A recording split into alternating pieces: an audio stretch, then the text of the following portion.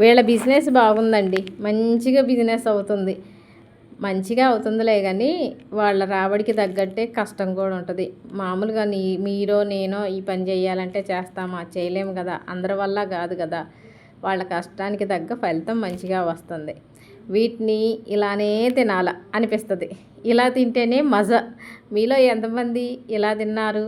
Comment చేయండి. ఒకప్పుడేమో చెట్ల నుంచి పడితే తినేవాళ్ళం, ఇప్పుడేమో కొనుక్కొని తింటున్నాము.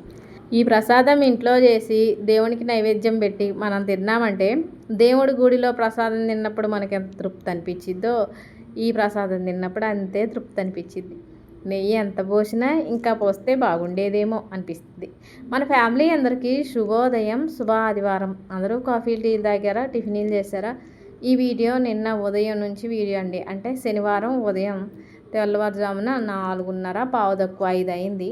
లేచి బ్రష్ చేసి ఇంటి ముందు ఊడ్చేసరికి, అంటే ఇక్కడి నుంచి ఇంటి ముందు ఊడ్చేసరికి తెల్లారింది. ఎంత పెందలాడి లేచినా ఆ ఊడుపుకే సగం టైం అయిపోతుంది. ఇక ఇంటి ముందు వాకిలంతా ఊడ్చేసి కల్లాపు చల్లుతున్నా.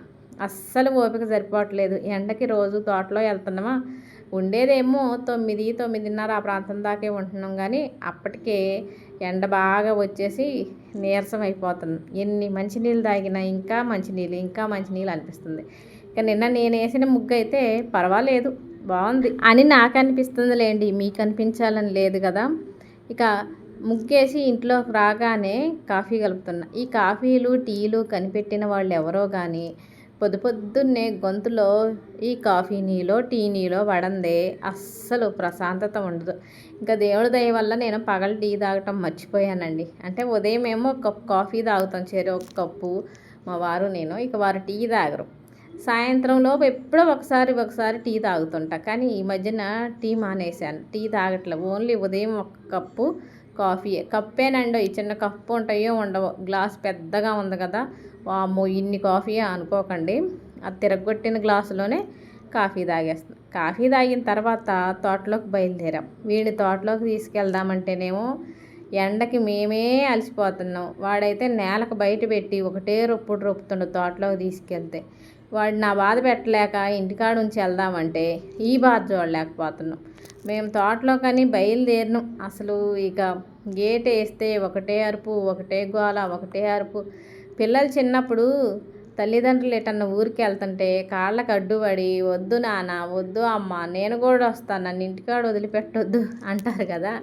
అట్లే లియోగాడు కూడా అట్లే చేస్తాను. కానీ తప్పట్లేదు, వాడి కోసమే వాడిని ఇంటి దగ్గర వదిలేసి తోటలోకి వెళ్తున్నాం. ఇక మనం తోటకి వెళ్ళే దారిలో నేను స్టార్టింగ్లో ఇవి చూసి ఏంటి మామిడి చెట్లకి కవర్లు ఉన్నాయి ఏంటబ్బా అనుకున్నా. మా వారిని అడిగితే ఆ కవర్ తగిలించటం వల్ల, అంటే కవర్ తొడగటం వల్ల కాయకి తొందరగా పురుగు రాకోకుండా, కాయలకి మచ్చలు రాకోకుండా, కాయ మధ్యలో అతుక్కొని ఉంటుంది కదా, అలా అతుక్కున్న దగ్గర పాడవకుండా ఇట్లా వీటన్నిటి కోసమని ఆ కవర్లు దొడుగుతారంట. ఎన్ని కవర్లని దొడుగుతారు? చెట్టుకి అన్ని కాయలు ఉంటే అన్ని కవర్లు దొడగాలంటే వామ్మో.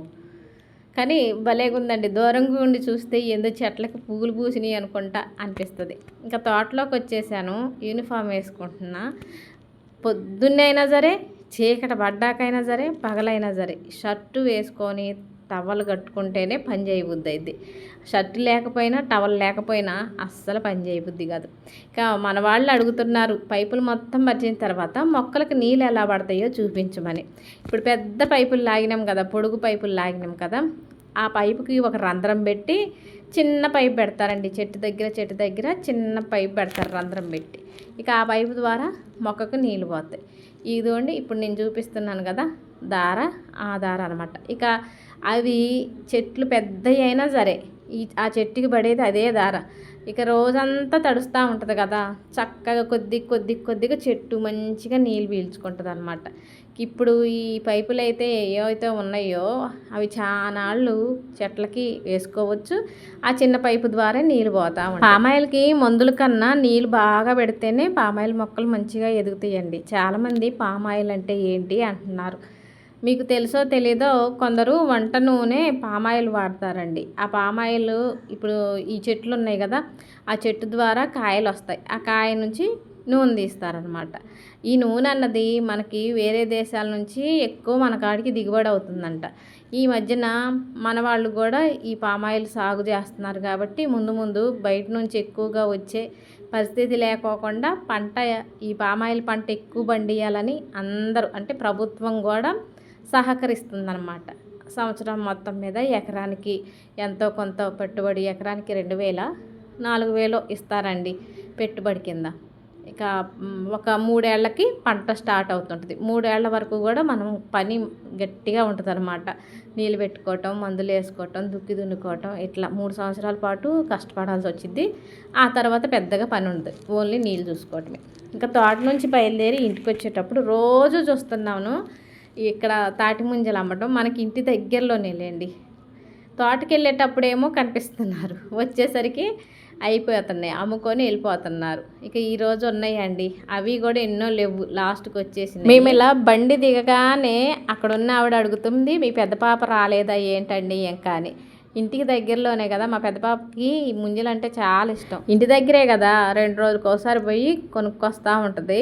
అందుకనే ఆవిడ గుర్తుపట్టి, అంటే మా వారు తెలుసుద్ది కదా పెద్ద పాపను తీసుకొని వెళ్తుంటే, మీ పెద్ద పాప ఇంకా రాలేదా ఏంటండి అని అడుగుతుంది. ఒకప్పుడు ఈ ముంజలు కొనుక్కునే పని లేకుండానే ఫుల్ తినేవాళ్ళం అండి. తోటలో ఉండేవాళ్ళం కదా, మామయ్య గారు తాడి చెట్లు ఎక్కి ముంజలు పడేస్తూ ఉంటే కింద మేము తినేవాళ్ళం అండి. మా తోటికోళ్ళు, నేను, పిల్లలందరం కలిసి తినేవాళ్ళం. ఇప్పుడేమో కొని మరీ తినాల్సి వస్తుంది. అంటే తాడి చెట్లు అందరూ ఎక్కలేరండి, అందరి వల్ల కాదు, కొందరి వల్లే అవుతుంది. ఇప్పుడు మా నాన్న ఉన్నాడు, మా నాన్నకి చెట్లు ఎక్కాలన్నా లేకపోతే చీకట్లో ఎటన్నా వెళ్ళాలన్నా భయపడుతుంటాడు. అట్లా కొందరికి కొన్ని అలవాట్లు. మా మామయ్య గారు మాత్రం చక్కగా తాడి చెట్టు ఎక్కి ముంజలు దింపుతూ ఉంటే కింద మా వారు ఇలా ముంజని కత్తితో నరికి ఇచ్చేవాళ్ళు. కానీ ఈ ముంజలు విడిగా తీసుకొని తినే కంటే ఇలా తీసుకొని తినటం భలే అనిపించిద్దండి, అదొక తృప్తి. ఇలా వేలుతో తీసుకొని ముంజలో ఉండే నీళ్ళు టేస్ట్ భలేగా ఉంటుంది. కొబ్బరి నీళ్ళ కంటే మంచి టేస్ట్ ఉంటుంది. ఎక్కువ శాతం ముంజలు అంటే చాలామంది ఈ నీళ్ళ కోసమే తింటుంటారండి. వేలుతో కొంచెం రంధ్రం పెట్టేస్తే చక్కగా నీళ్ళన్నీ నోట్లోకి వస్తాయి కదా, భలే తీయగా. నా చిన్నప్పుడు అయితే ఈ తాటి ముంజలు తిన్న తర్వాత ఇప్పుడు ఆ ఖాళీ ముంజలు ఉంటాయి కదా, ఆ ముంజకి ఒక పుల్ల పెట్టి, అంటే 2 ముంజలకు కలిపి ఒక పుల్ల పెట్టేసి దాన్ని నెట్టుడు బండిలాగా అటు ఇటు లాగుతూ నెట్టుకుంటూ ఆడుకునేవాళ్ళం. ఇప్పుడు పిల్లలకైతే అసలు దాని గురించే తెలియదు. ఒకరోజు చేసి చూపిస్తాను, మేము ఆ ముంజలతో ఎలా బండి చేసుకొని ఆడుకున్నాం అన్నది చేసి చూపిస్తాను. ఇక ముంజలు తినేసిన తర్వాత స్నానం చేసేసి, ఇక ఈరోజు శనివారం కదా, సారీ ఈరోజు కాదు, ఈ వీడియో నిన్నటిది కాబట్టి నిన్న శనివారం కదా, చక్కెర పొంగలు చేద్దాం అనుకున్నాను. ఆ చక్కెర పొంగలు ఎలా చేశానో ఈ వీడియో ద్వారా మీకు చూపిస్తాను. ముందు 1 కప్పుతో 1/2 కప్పు పెసరపప్పు తీసుకున్నానండి. ఇక దీంతోనే మనకు కొలతలు అనమాట, ఈ గిన్నెతోనే కొలతలు. 1/4 వంతు పెసరపప్పు పోసాం కదా, ఈ పెసరపప్పుని కడాయిలో పోసి స్టవ్ వెలిగించి మంచిగా వేయించాలి. మనకి మినపసుండు ఉండలు కోసం మినువులు వేయించితే ఎంత మంచి వాసన వస్తుందో, ఈ పెసరపప్పు కూడా వేయించితే భలే కమ్మటి వాసన వస్తుందండి. ఇదిగోండి, ఈ పెసరపప్పుని సన్నటి సెగ మీద మంచిగా ఎర్రగా అయ్యేంత వరకు వేయించుకోవాలి. చక్కెర పొంగలి పెసరపప్పుతోనే టేస్ట్ వస్తుంది. మంచిగా వేయించుకోవాలి, పచ్చిగా లేకుండా ఎరుపు రంగు వచ్చేటట్టు వేయించుకోవాలి. ఇదిగోండి చూడండి, భలేగా వేగింది కదా, ఈ పప్పు మంచి వాసన వచ్చింది ఇట్లా వేగిందండి. వేయించిన పెసరపప్పుని మనం ఏ గిన్నెతో అయితే కొలుచుకున్నాం మళ్ళీ అదే గిన్నెలో పోసానండి. చెప్పాను కదా, మరి మీకు కొలతలతో తెలియాలి కదా. 1/4 వంతేమో పెసరపప్పు పోసాను, 3 వంతులు బియ్యం పోసాను, మొత్తం కలిపి గిన్నెడైని. ఇక ఇవి బియ్యం పెసరపప్పు గిన్నెలో పోసి శుభ్రంగా కడిగేస్తున్నాను. మనం చక్కెర పొంగలి చేయాలంటే పెసరపప్పు బియ్యం ఉడకబెట్టాలి కాబట్టి వండే గిన్నెలోనే పోసేసాను. ఇక వీటిని 2-3 సార్లు శుభ్రంగా కడిగేస్తున్నాను. చక్కెర పొంగలి మాకు చిన్నప్పటి నుంచి కూడా చక్కెర పొంగలి అంటే చాలు గుర్తుకొచ్చేది ఏంటంటే చెన్నారాయుడు సేవ అండి.